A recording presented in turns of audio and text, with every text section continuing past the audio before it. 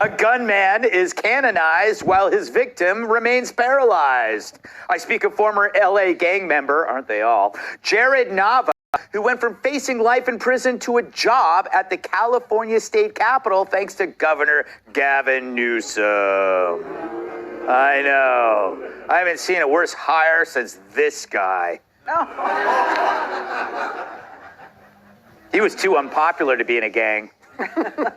It's all detailed in a recent LA Times profile on Nava, which softens his violent past by chalking it up to a rough childhood and cites Newsom to make the case that he's rehabilitated. In 2012, get this, Nava shot into a car carrying the relatives of rival gang members, and one of the victims was a 16-year-old girl who was hit in the back and paralyzed from the waist down. Nava was convicted on 4 counts of attempted murder, and he was sentenced to 162 years in prison, or what prisoners call serving a full Biden. 162 years, he's going to have to eat a lot of balance in nature to ever see freedom again. But get this, he served only 8 years after Newsom commuted his sentence in 2020, which was not what Californians wanted when they asked for help with commuting. I know, I felt bad putting that in there. But 8 years of a 162-year sentence, and here we thought prison reform only affects non-violent prisoners. But come on, it's California. To serve all 162 years of his sentence, he would have had to done something serious, like get caught using a plastic straw while misgendering a carjacker. Get this, after a filmmaker introduced Nava to the Secretary of State Senate, Nava gets a job in the Department of Public Safety. I know. So you heard that correctly. A dude who paralyzed a 16-year-old girl now works in public safety. So what's next? Putting an arsonist in charge of preventing wildfires? Placing a repeat shoplifter in charge of preventing retail theft? And what exactly is going to be his role in public safety? Teaching gangs to use their turn signals on their next drive-by? They say he'll focus on prison reform, which today in California means no prison at all. Ominous ending, Michelle. So you're telling me, Michelle, there's no one more qualified than this guy? Like, hey, we ran out of qualified applicants. Get the guy who paralyzed the girl. This is so disgusting. And, you know, this puff piece they did in the LA Times was all about was rough and tumble upbringing. It was awful. And so naturally, he just joined a gang because that's what you do when you have an awful upbringing. Right, Tyrus? Oh, yeah. I mean, you know, yeah, that's what you do. Yeah, the requirements, I was too tall. But I will say that, you know, there are plenty of stories that go the absolute opposite direction, where people grow up in awful circumstances and find their way out to something good. There are plenty of them. What makes me the most nauseous about this story is Gavin Newsom saying, after I met him and I saw now that he's made something of his life, I went back to my office and I cried, I wept. It's like, but Gavin, did you happen to go meet the young 16-year-old girl? Mm-hmm. What about her future? What about her life? Are you crying over that? That's my simple question for you, Governor. Mm-hmm. Well, you know what? He, shameless plug for Fox News, will be on Fox, Kat, on Thursday debating Ron DeSantis. Perhaps we should ask him then. By the way, I'm all for second chances, but this seems like a weird second chance. When I lived in California, I had to work at Boston Market. Yeah. You weren't even qualified. I never shot anybody. Not even like an adult. Like I never shot an adult. No. Let alone a child that I paralyzed. Yeah.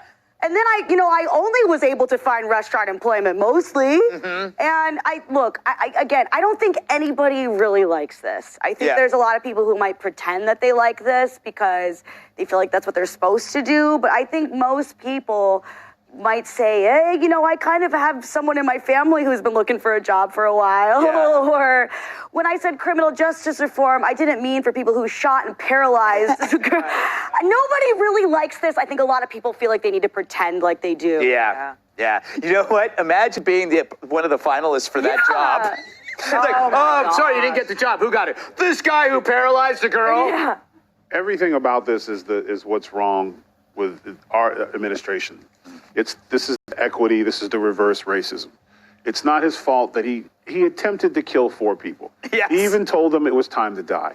Mm-hmm. Even in court, when I think it was the judge said to him, and he said He's like charging him with 4 counts of attempted murder. He's like, what are you talking about? That's just life. So he was unremorseful. He didn't care. He had 40 years that he had to actually serve, which is 10 for each life that he changed. Now, he didn't get hit with a bullet, but that's not something you just forget about. Now, then they decide, they pick him, they take him out, they give him a job, and then they cry about its virtue signaling its worst. He's a minority. He's from a rough neighborhood. That's not an excuse for nothing. Like everything, and everyone in here, half this audience had a rough upbringing. I guarantee it. They had choices they made. They decided whether to get in the car to go rob a store or not. They made the choice not to. No consequences because it's not your fault. You're a minority. Yeah. We have to help you. Look what I've done. I've taken one of them, and I even gave him a job. He didn't apply for that job. He still, if you caught him on the sign, like, what do you do? Like, I don't know. And you gave him these things. Yeah.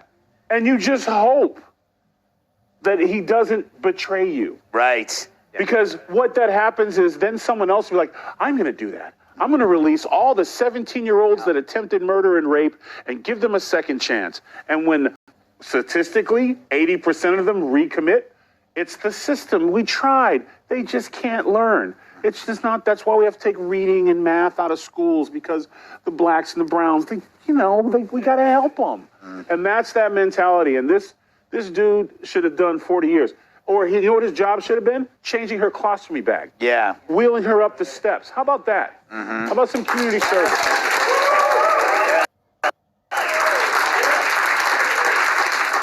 You know, Joe, the good news, now that he's a citizen, he won't be able to legally buy a gun, right?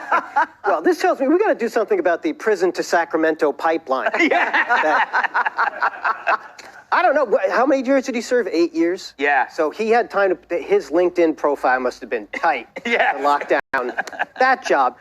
To go from 162 years to 8 years, there's got to be something in between. Yeah. There's nobody who gets something that wrong where you can go in. You know, if you go into the deli and say, give me a half pound of turkey, and they give you 162 pounds of it, somebody gets fired. Yes. They don't get a government job. But the points that everyone's made are excellent about Gavin Newsom. This is just him showing what a narcissist he thinks he is, that he can be so godlike that he can come and bestow his grace upon people. Now, he didn't say anything about crying over the victim. No. Cried over although it could have been maybe he was getting a hot oil treatment, a little bit of BO5 dripped into his eyes. But it just goes to show that this is not working, that someone could commit a violent crime like this, and then the sentences mean nothing. Yeah. But something that really struck me about this, and we see in so many of these stories, is that he talks about his upbringing.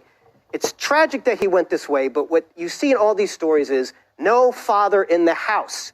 And that's what the policies that people like Gavin Newsom put forward. They take the fathers out of the house, and that's why this keeps repeating. All right.